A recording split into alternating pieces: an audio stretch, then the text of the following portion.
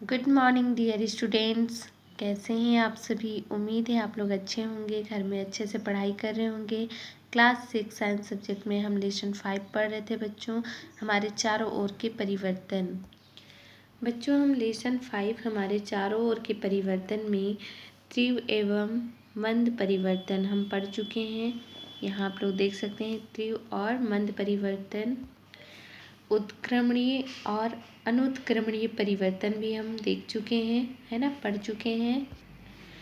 आवर्ती और अनावर्ती परिवर्तन भी बच्चों हम पढ़ चुके हैं पिछले वीडियो में। आज हमें पढ़ना है वांछनीय और अवांछनीय परिवर्तन, है ना बच्चों। हम 5.4 वांछनीय और अवांछनीय परिवर्तन के बारे में आज पढ़ेंगे। बच्चों वांछनीय और अवांछनीय परिवर्तन से क्या तात्पर्य है? तो वांछनीय मतलब क्या होता है? उपयोगी, है ना।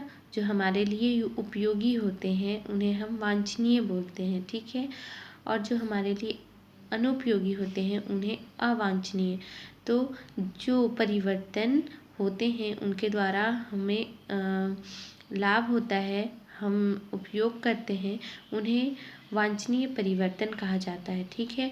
और जो हमारे लिए अनुपयोगी होता है ना, उनके परिवर्तन से हमें कोई लाभ नहीं होता, ऐसे परिवर्तन को हम अवांछनीय परिवर्तन कहते हैं।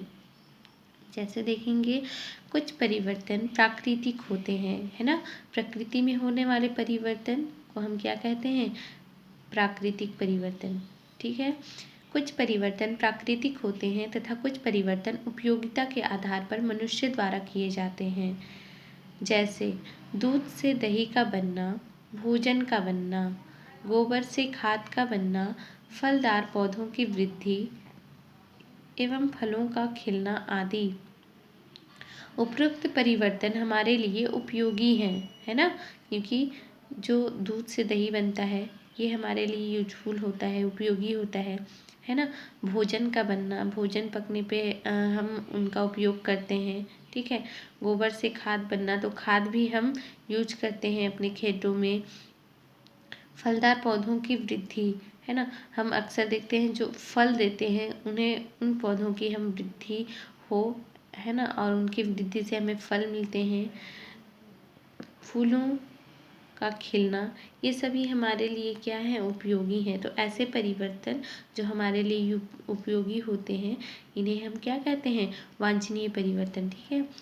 उपयोगी हैं एवं प्रसन्नता देते हैं, हमें खुशी भी होती है, ठीक है बच्चों। अतः ऐसे परिवर्तन जो मनुष्य के लिए उपयोगी हैं वांछनीय परिवर्तन कहलाते हैं।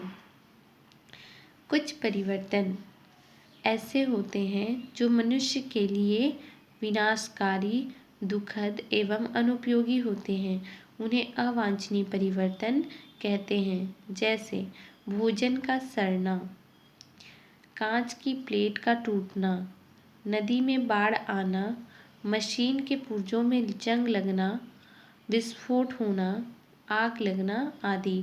तो बच्चों ये कुछ ऐसे परिवर्तन हैं, जैसे भोजन सड़ जाता है, ठीक है, तो वो भोजन हमारे लिए उपयोगी नहीं होता है ना। कांच की प्लेट का टूटना, है ना, यदि कांच का प्लेट टूट जाता है तो वो हमारे लिए कोई काम का नहीं है, फिर कुछ काम नहीं आता, तो वो हमारे लिए अनुपयोगी हो जाता है वो टूटा हुआ प्लेट, है ना। इसी प्रकार से जो नदी में बाढ़ आता है तो ये भी हमारे लिए नुकसान होता है। ऐसे परिवर्तन हमें नहीं चाहिए बच्चों। जो नदी में बाढ़ आए जिससे जन धन सभी की हानि होती है ना। मशीनों के पुर्जों में जंग लगना, मशीनों के जो पुर्जों में जंग लग जाते हैं जिसके कारण से मशीनें ठीक से नहीं चल पाती हैं, तो हमारे लिए अनुपयोगी हो जाता है ऐसा मशीन। विस्फोट होना, आग लगना, है ना, विस्फोट होने से और आग लगने से भी हमारा बहुत ही हानि होता है।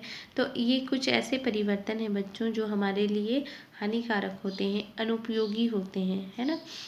कुछ परिवर्तन ऐसे भी होते हैं जो मनुष्य के लिए एक दृष्टि में एक समय तो वांछनीय है परंतु दूसरी दृष्टि में अवांछनीय होते हैं, है ना। कुछ ऐसे परिवर्तन भी होते हैं बच्चों जो यदि हम पहली दृष्टि में देखें, है ना, तो वो वांछनीय होते हैं, और हम उन्हें दूसरी दृष्टि में देखें तो वो क्या है? अवांछनीय है ना। जैसे हम एग्जाम्पल के लिए लेते हैं जैसे पनीर है ना, पनीर एक तरह से हमारे लिए क्या है, दूध को फाड़ना एक वांछनीय रासायनिक परिवर्तन है, क्योंकि इस प्रक्रिया में क्या है, दूध से पनीर बनाया जाता है ना। तो ये हमारे लिए क्या है, वांछनीय है। और वही दूध जो अपने आप फट जाता है तो वो हमारे लिए क्या है, अवांछनीय परिवर्तन है। इसे हम निम्न सारणी में देख सकते हैं। सारणी 5.6। बच्चों यहाँ पर उदाहरण पे दिया हुआ है, उदाहरण में दिया है लोहे में जंग लगना, रेशम का बनना, चमड़े की वस्तुओं का बनना, प्लास्टिक की वस्तुओं का बनना, नदी में बाढ़ आना, है ना। तो ये सभी कौन से परिवर्तन हैं हमारे लिए। जो लोहे में जंग लगता है तो ये वांछनीय है या अवांछनीय है, हम उन्हें देखेंगे। तो देखिए यहाँ पर दिया हुआ है प्रथम दृष्टि में, है ना, और द्वितीय दृष्टि में। तो लोहे में जो जंग लगना है ये प्रथम दृष्टि में हम देखें तो अवांछनीय है ना, क्योंकि लोहे में जंग लगता है, लोहा क्या हो जाता है, कमज़ोर हो जाता है, तो हमारे लिए फिर अनुपयोगी हो जाता है वो लोहा। तो इस दृष्टि में, पहली दृष्टि में हम देखें तो ये हमारे लिए अनुपयोगी होता है, इसलिए अवांछनीय परिवर्तन लिखेंगे, है ना।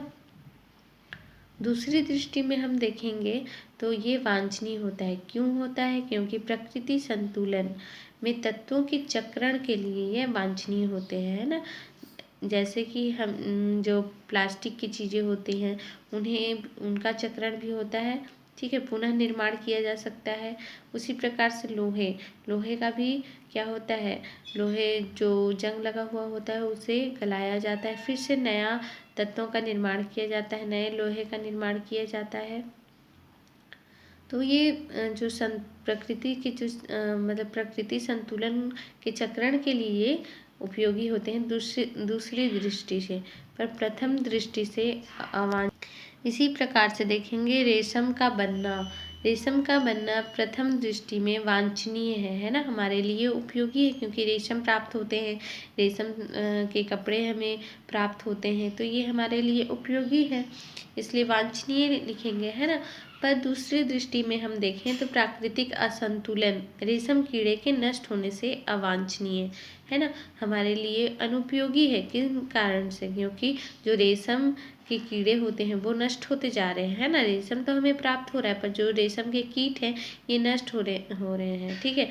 और जब हमारे पर्यावरण से, प्रकृति से कोई भी जीव का नष्ट होना, मतलब प्रकृति असंतुलन बढ़ता है ना। हमारा जो प्रकृति है वो असंतुलित हो जाता है। अब देखेंगे चमड़े की वस्तुओं का बनना। तो चमड़े से जो वस्तु बनते हैं ये तो हमारे लिए उपयोगी होते हैं, प्रथम दृष्टि में तो बहुत उपयोगी है ना। मगर दूसरे दृष्टि में हम देखें तो जानवरों के चर्म से, चर्म मतलब चमड़े से, है ना, प्राप्त करने से मृत्यु के कारण प्राकृतिक असंतुलन बनता है, अतः अवांछनीय।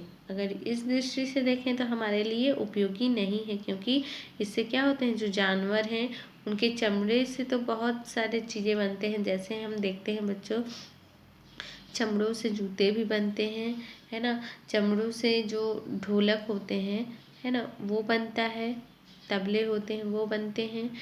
और चमड़े, जो जानवर के चमड़े हैं उनसे बहुत सारी वस्तु बनती हैं, ठीक है। तो उनके कारण से जो जानवर की मृत्यु हो जाती है, जिससे प्राकृतिक में असंतुलन बनता है, ठीक है। प्रकृति जो संतुलित है वो बिगड़ जाता है, असंतुलित हो जाता है, ठीक है। अब देखेंगे हम प्लास्टिक की वस्तुओं का बनना।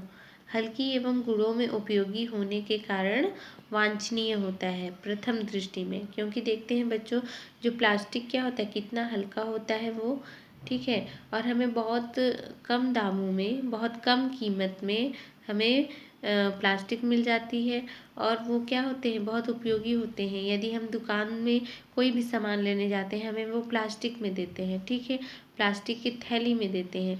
तो वो प्लास्टिक की जो थैली होती है वो क्या होती है, मजबूत भी होती है ना, हल्की होने के साथ साथ वो मजबूत भी होती है, जल्दी टूटती नहीं है ना, आसानी से कोई भी सामान उसमें लाया जा सकता है। इसलिए क्या होती है, प्लास्टिक की जो वस्तु होती है वो हमारे लिए यूजफुल होती है, उपयोगी होता है, क्योंकि वो हल्का भी होता है और कम दामों में प्राप्त हो जाता है, और जो भी प्लास्टिक से वस्तु बना हुआ होता है वो भी हल्का होता है ना।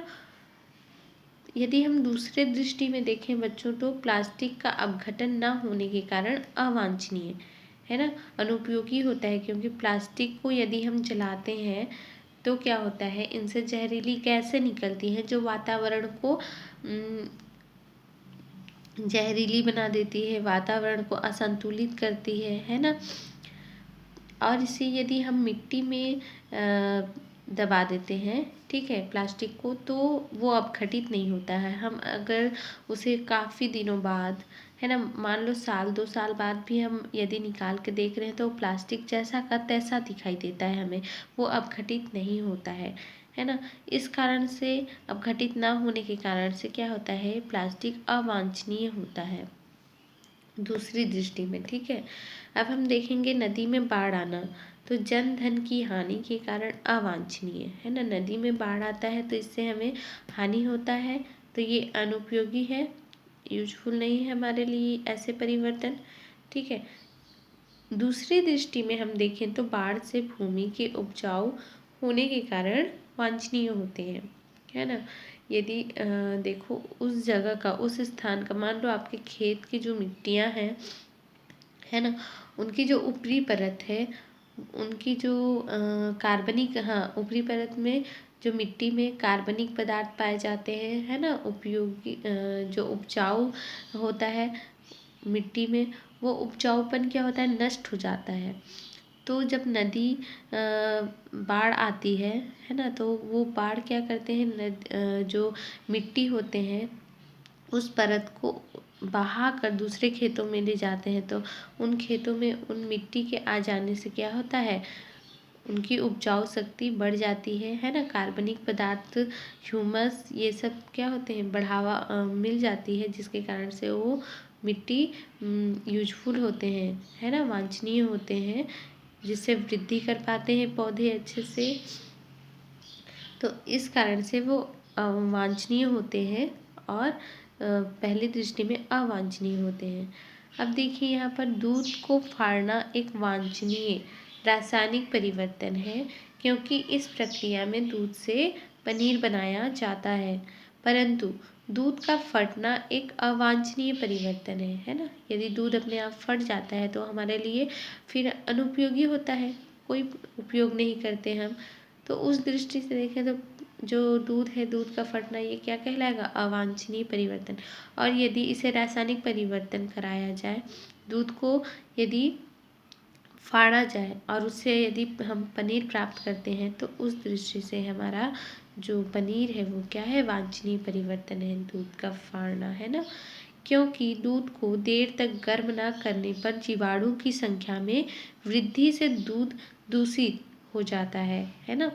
क्या होता है, यदि हम काफ़ी देर तक दूध को गर्म ना करें, है ना, तो जीवाणुओं की, जो दूध में उपस्थित जीवाणु होते हैं, उनकी संख्या में वृद्धि हो जाती है। और वृद्धि होने से दूध क्या हो जाता है, दूषित हो जाता है ना, फट जाता है, और हमारे लिए वो फिर अनुपयोगी हो जाता है, ठीक है। तो आजकल दूध को दूषित होने से बचाने के लिए विशेष प्रौद्योगिकी अपनाई जाती है।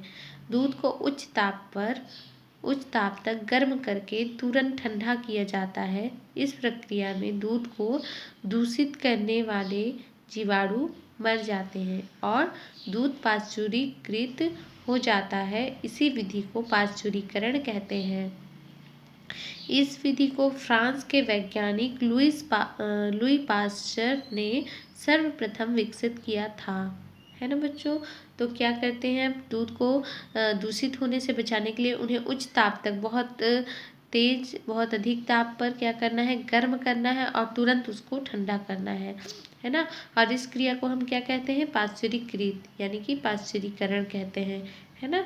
और इन्हें इस विधि को कौन विकसित किया था, फ्रांस के वैज्ञानिक हैं जिनका नाम है लुई पाश्चर, है ना। लुई पाश्चर ने इन्हें सर्वप्रथम विकसित किया था। अब हम देखेंगे नीचे दिए गए परिवर्तनों के उदाहरणों को अपनी कॉपी में लिखकर वांछनीय एवं अवांछनीय परिवर्तन के रूप में वर्गीकृत कीजिए। तो सारणी 5.7 में यहाँ पर सारणी दी हुई है बच्चों, ठीक है।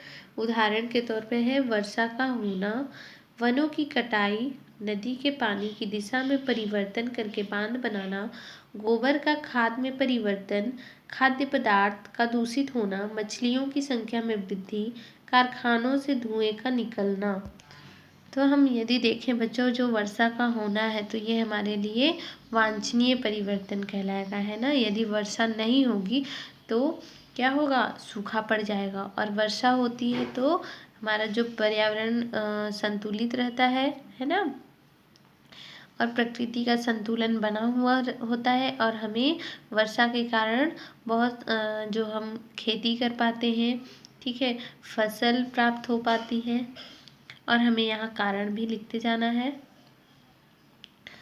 वनों की कटाई, ठीक है, वनों की कटाई हमारे लिए क्या है, अवांछनीय परिवर्तन है, क्योंकि वन कट रहे हैं जिससे पर्यावरण प्रदूषण बढ़ता जा रहा है ना। वनों की कटाई के कारण वर्षा ऋतु ठीक से नहीं हो पाती है। फिर वन कट रहे हैं, इसके कारण से क्या हो रहे हैं, ऑक्सीजन में कमी होती जा रही है, और जो गर्मी है वो बढ़ती जा रही है, ठीक है। तो ये हमारे लिए अवांछनीय परिवर्तन कहलाएंगे, वनों की कटाई। नदी के पानी की दिशा में परिवर्तन करके बांध बनाना, तो ये क्या है, वांछनीय है ना, यूजफुल है।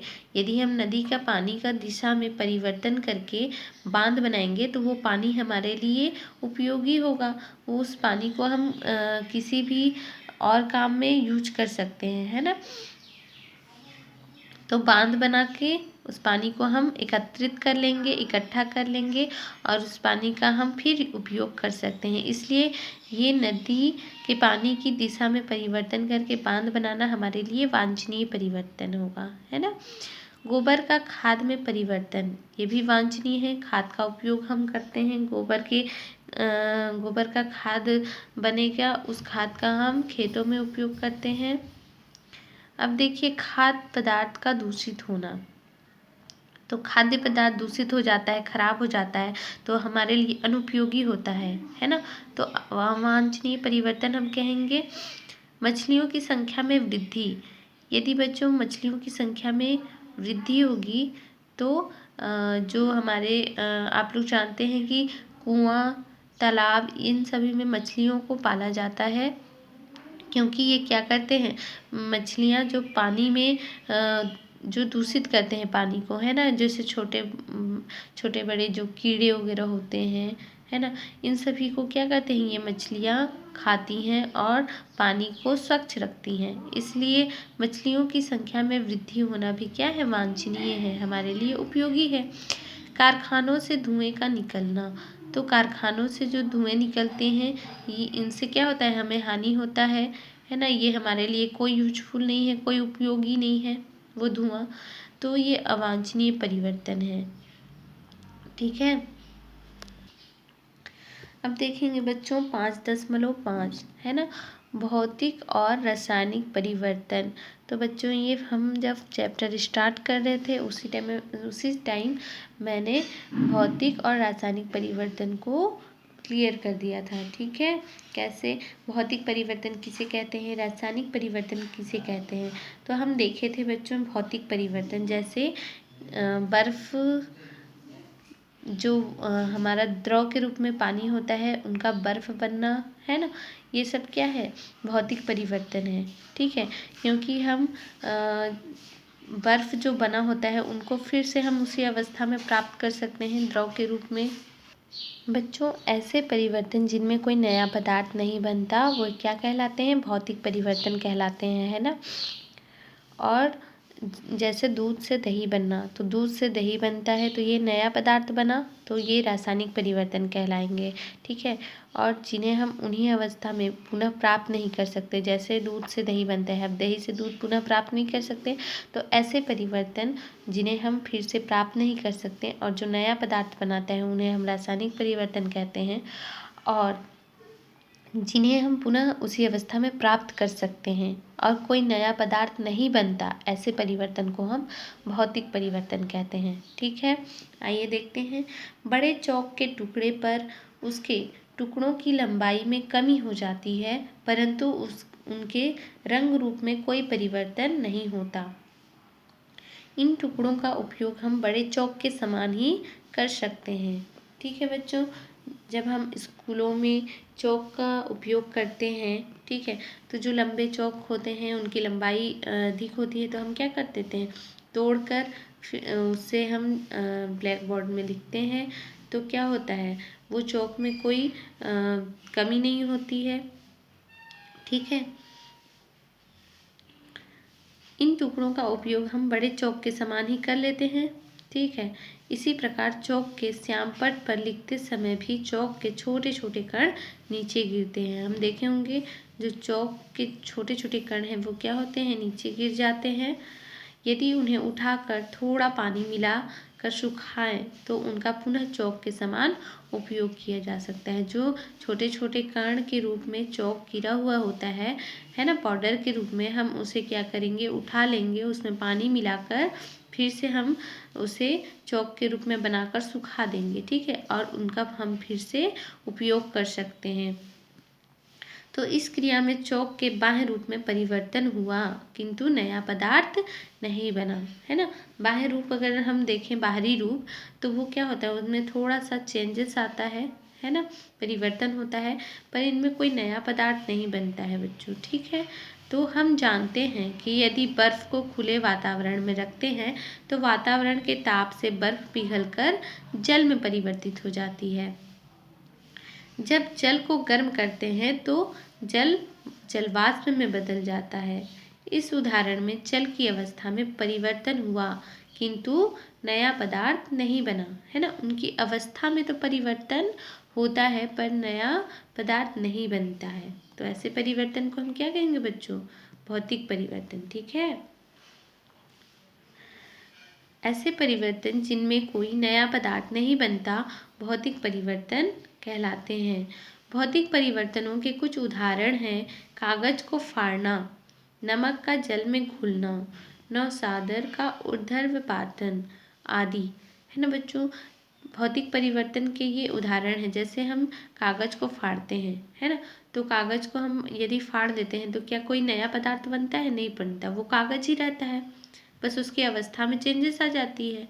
ठीक है, इसी प्रकार से नमक का जल में घुलना, यदि हम नमक को जल में घोले हैं, है ना, फिर से हमें नमक प्राप्त हो सकता है, तो कोई नया पदार्थ तो नहीं बनता है ना।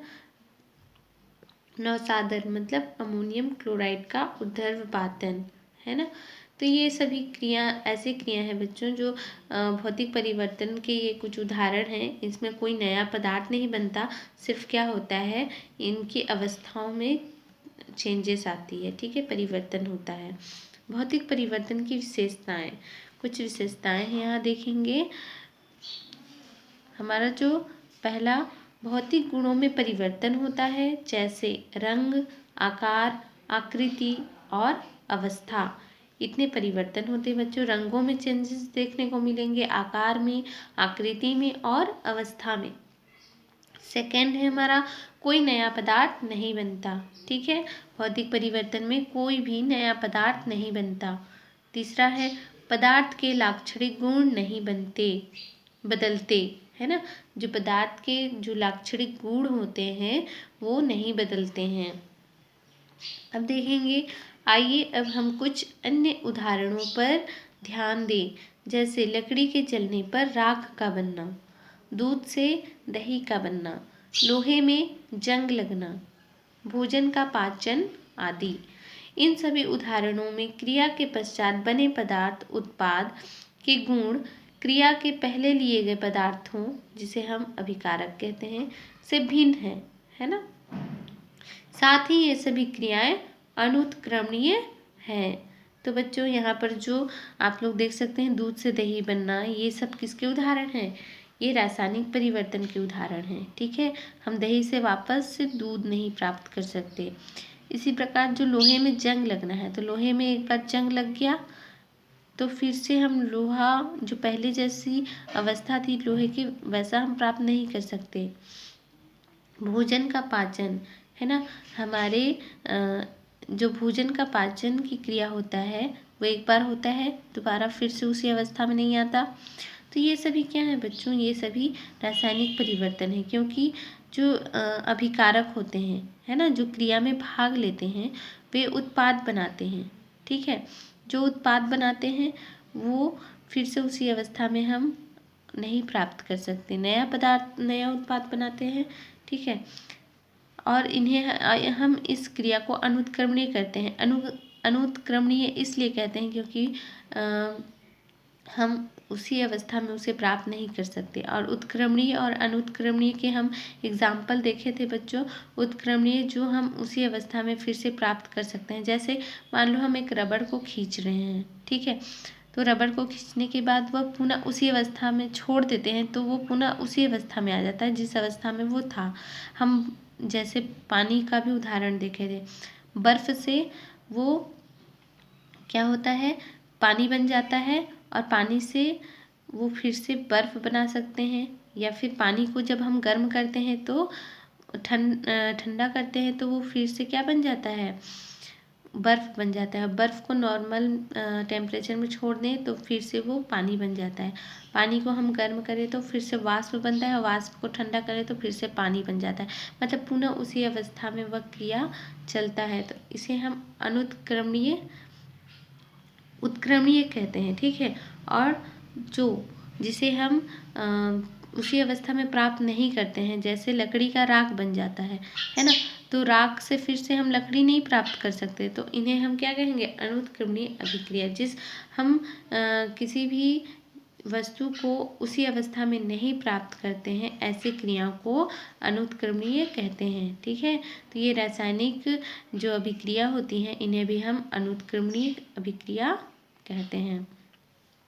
अब देखेंगे क्रियाकलाप 3। क्रियाकलाप 3 में हम आवश्यक सामग्री लेंगे शंक्वाकार फ्लास्क या प्लास्टिक की शीशी। शंक्वाकार मतलब जानते हैं आप, शंकु के आकार का है ना। कॉनिकल फ्लास्क आप लोग देख चुके हैं। ये देखिए ये क्या है, शंक्वाकार का कॉनिकल फ्लास्क है, जो किस आकार का है, शंकु का आकार का है। ठीक है, इसे ही हम शंकु का आकार कहते हैं। जो हम आइसक्रीम खाते हैं वो भी किस आकार का होता है, शंकु के आकार का होता है ना। शंक्वाकार फ्लास्क या प्लास्टिक की शीशी। कपड़े धोने का सोडा लेंगे बच्चों, है ना, आप सभी जानते हैं कपड़े धोने का सोडा हम धावन सोडा के नाम से भी जानते हैं। नींबू का रस लेंगे, मोमबत्ती एवं माचिस, ये हम आवश्यक सामग्री में लेंगे। शंक्वाकार फ्लास्क में 1 चम्मच कपड़े धोने का सोडा लेकर उसमें थोड़ा पानी मिलाइए। मिश्रण को तब तक हिलाइए जब तक पूरा सोडा पानी में न घुल जाए। अब इस घोल में नींबू का रस डालिए। आप देखेंगे कि बुलबुलों के रूप में गैस मिश्रण से बाहर निकलने लगती है। एक जलती हुई माचिस की तिल्ली या मोमबत्ती को फ्लास्क के मुंह पर लाएं। आप देखेंगे कि जलती मोमबत्ती या माचिस की तिल्ली बुझ जाती है, क्योंकि बुलबुलों के रूप में निकलने वाली गैस कार्बन डाइऑक्साइड है, जो जलने में सहायक नहीं है ना। क्या होता है बच्चों, हम क्या करते हैं, पानी में क्या मिलाते हैं, हम पानी में जो कपड़े धोने का सोडा लिए थे उसे मिलाते हैं, है ना। अब उसमें हम नींबू का रस डालते हैं, और जब नींबू का रस डालते हैं तो हम उनमें से देखते हैं कि बुलबुला निकलता है। ठीक है, इन बुलबुलों से जो निकलने वाली गैस होती है वो क्या होती है, कार्बन डाइऑक्साइड। यदि हम माचिस की तीली को ले जाएं तो माचिस की तीली क्या हो जाती है, बुझ जाती है। क्यों बुझती है, क्योंकि उनमें कार्बन डाइऑक्साइड होते हैं, जो कि ये कार्बन डाइऑक्साइड जलने में सहायक नहीं होते हैं। अब फ्लास्क के मिश्रण को ध्यानपूर्वक देखिए, ये पहले से भिन्न दिखाई देंगे। कपड़े धोने का सोडा तथा नींबू के रस में परस्पर क्रिया हुई, जिससे कार्बन डाइऑक्साइड तथा अन्य पदार्थ उत्पन्न हुए।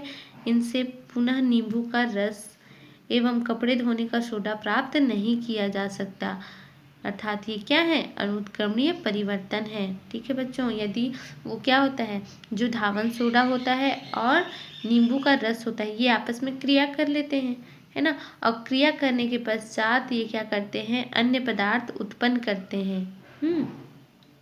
तो इनसे जो उत्पन्न पदार्थ हैं इनसे हम फिर से नींबू के रस और कपड़े धोने का सोडा हम प्राप्त नहीं कर सकते, इसलिए हम अनुत्क्रमणीय परिवर्तन कहते हैं ऐसे परिवर्तन को। उपयुक्त सभी उदाहरणों में रासायनिक क्रियाओं के फलस्वरूप नए पदार्थ बनते हैं। अतः ऐसे परिवर्तन जिनमें क्रिया के पश्चात नए पदार्थ बनते हैं रासायनिक परिवर्तन कहलाते हैं। बच्चों यहाँ कुछ क्वेश्चन दिए हुए हैं। कुल्फी का पिघलना भौतिक परिवर्तन है या रासायनिक परिवर्तन, स्पष्ट कीजिए। इन्हें आपको बताना है। जल का वाष्पीकरण कौन सा परिवर्तन है, कारण सहित लिखिए। इन्हें आपको बताना है। और दीवारों का रंग उड़ना कौन सा परिवर्तन है, कारण सहित स्पष्ट करना। ठीक है। ये और पाश्चुरीकरण की क्रिया कैसे की जाती है, इसका क्या उपयोग है। ये 4 क्वेश्चन आप लोगों को होमवर्क में दिया जा रहा है। आप लोग इन्हें इसका आंसर देंगे, ठीक है, और मेरे नंबर पर सेंड कर देंगे। बच्चों यहाँ पर जो क्रियाकलाप 4 दिया हुआ है ना, इन्हें हम जो रासायनिक परिवर्तन के ये कुछ उदाहरण है ना, जो हम क्रियाकलाप करके देखेंगे, ये नेक्स्ट वीडियो में करके देखेंगे। ठीक है बच्चों, बाय बाय, टेक केयर।